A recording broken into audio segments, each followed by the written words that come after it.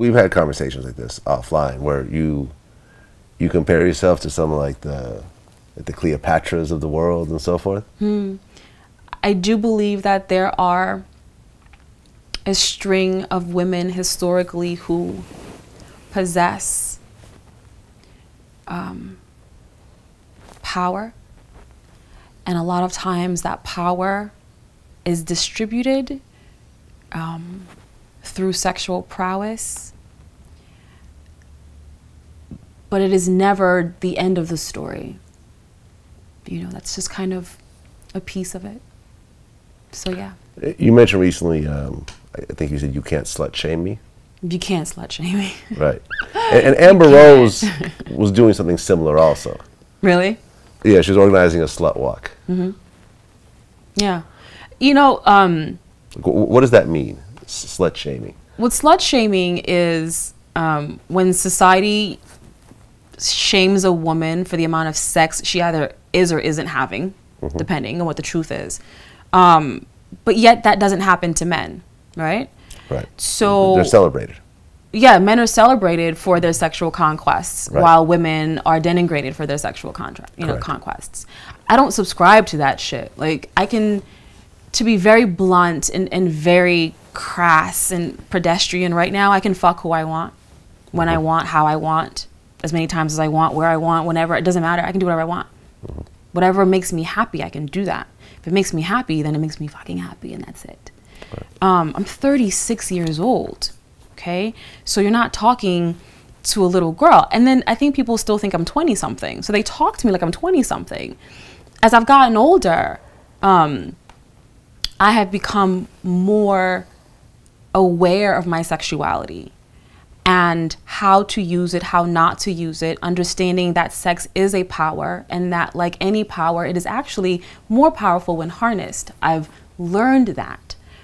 But if I wanted to have sex with whoever, whenever, however, I don't deserve to be judged for that, especially not by such a ruined society. You know, judgment from other sinners is invalid. So especially, I mean, listen, if God wants to come down and tell me I'm doing something horrible, cool, got it. I'm down for that. Right. But another sinner doesn't get to tell me whether my sin is too sinful. Like, you don't get to do that. I don't care what it is. And when I'm having sex with a man, he's having sex with me. We're having the same fucking sex. So why am I the dirty person here? And then I realized something very powerful. If I'm seen with my local postman and he's my guy, no one's mad at that. If I'm seen, as I have been seen with Wayne or someone else, look at this whore. I'm only a whore when I'm with this guy. I'm not a whore when I'm with this guy. So your feeling isn't about me. It's about this guy. Interesting. Because if you saw me with somebody you never knew, I've dated regular people. I've been married to regular people. Nobody cares. Nobody cares. But if I'm seen with someone who someone else thinks is famous, who someone else thinks is somebody special, then I'm groupies and whores and sluts. And why can't I be a slut with the postman? Maybe I'm totally slutty for this postman. But you don't care about that because you don't see him that way. You see this guy as garbage. Therefore, if I'm with him, I too instantly become trash. If I have sex with you and now I'm trash, but I wasn't trash before, the only thing that changed is that I had sex with you. Therefore, you sullied me. Therefore, your issue is with you and not with me. Right. And that brings it all home for me. A woman is judged by the man she's with a lot more times than how many men she's with. Because if I had sex with 20 regular nobodies and school teachers and firemen that you don't care, you wouldn't care. But it's the type of man that I'm with. And you feel a certain way about them. you actually think less of them, so that any woman that they're with has to be less. How do you feel about the Superhead name that's kind of followed you around for all these years? I didn't make it up. Who made it up? Nobody made it up. It was in a Jadakiss song. Right. I know a chick named Superhead. She gave Superhead. Shout out to Jadakiss, who calls me Superbread. Love him. Even gave the Superhead. Right. It was a lyric. I didn't know Jadakiss at the time. I met Jadakiss years later. Right. I think I met Kiss in 2000, who knows, 8 or something. Right. Mm-hmm. And we had that conversation, and I was like, "Thanks a lot. Thanks a lot." Well, how did that lyric get connected to you? Well, because I'm good at everything I do. So let's be super honest here, and I'm going to be really frank and a little uncouth. I'm not going to suck a dick unless I'm going to do it great. I'm not going to write a book unless I'm going to do it great. I'm not going to cook a meal unless I'm going to do it. I'm not going to touch anything unless I plan on doing it better than anyone else you've ever met in your entire life. Right. That's how I like to do things. That's the energy I put forth in everything. Right. I'm not one of those girls who's going to look at it and be like, I don't want it. Because then you get lazy blowjobs. Don't nobody want no lazy blowjob. No man, no woman wants lazy head either. The worst thing is for a man to be down there and he's just like, don't touch it. Get away from it. Because you'll end up frustrating me. And I'd rather be super at it than mediocre. I don't, when a woman isn't good in bed, you're going to shame her. But then when she's good in bed, you're going to shame her. Make up your fucking mind.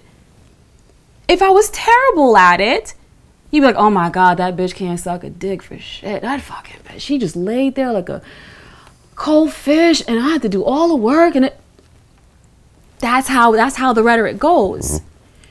But then when a woman's good at it, you're upset. And the reason why you're upset is because you have to think to yourself, how did she get so good at it? Right. She's had practice. That means she's had other penises. That means she can judge my penis based on the other penis. Oh my God, what if my penis is too small? These things go through men's head all the time. Men ask about other men's penises all the time. Well, how big was... Men ask about other men's penises more than women. So you're saying that guys you dated would ask about Wayne's penis. Of course. People still ask me about Wayne's penis. People ask penis questions all the time. Other men want to know what other men are built like. Because that's your biggest insecurity. You have 2 insecurities, your money and your dick. Those are your 2 insecurities. And if you don't have enough of either, you feel inadequate. And so the more experience a woman has, the more she's able to judge your penis. And if a woman has seen 5 penises, she can look at yours and say, that's a medium penis. If a woman has only had 1 penis, she's going to look at your little dick and say, oh my God, that's so huge, because she's never seen a penis in her whole life. This is why men want virgins. Because then we can't look at your little dick and say, that shit is small, you think that's the reason? That's part of the reason. Interesting. Because if a woman starts having sex and she has been sexually liberated and she has done her sexual due diligence before settling down, because the thing about marriage is this, and I'll tell you from personal experience, I've married a man with a very small penis. For me, that's grounds for divorce. You could be the best person in the world, and but we could just be friends if that's the case. I'm not going to marry and be with for the rest of my life or for a big chunk of my life with a man who will not sexually satisfy me. I deserve to be sexually satisfied. Women deserve to be sexually satisfied. I deserve multiple orgasms. I deserve that shit. And I deserve for my husband or my mate to give me that. So when a woman has had a lot of experience, she has a larger grading curve. So I can tell you in a second how you measure up. And men don't like that. That's the thing about slut shaming, is that you want a woman with experience, because no man really wants a woman without, unless he too has no experience. But an experienced man would like to have a woman who knows her way around, so that he's not having to teach her stuff and, no, your teeth, ow, oh, you don't want to go through all that. Right. You want to be pleasured. We're adults. We have adult sex. We want to be pleasured. But then the issue is, Yes, I want a woman who understands how to not bite my penis when she's sucking it. However, how did she learn how to suck other penises? And then this thing starts happening in your head. And so if you shame a woman for doing her sexual due diligence, if you shame a woman for doing her sexual research, then you make her feel bad for doing something, for gaining knowledge. I believe every woman should go into every situation knowing what her options are, sexually and otherwise. You have to know what's out there. Now, it may not take 45 people to get that done. You might be able to do that in 2 or 3 people, but do a little research on personalities, finances, you know, penises, and just men in general, all very different. So that way, when you settle down, your husband knows she's with me because I'm the best. I've got the best penis. I've got the best attitude.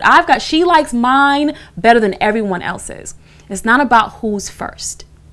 It's Gotcha. about who's last.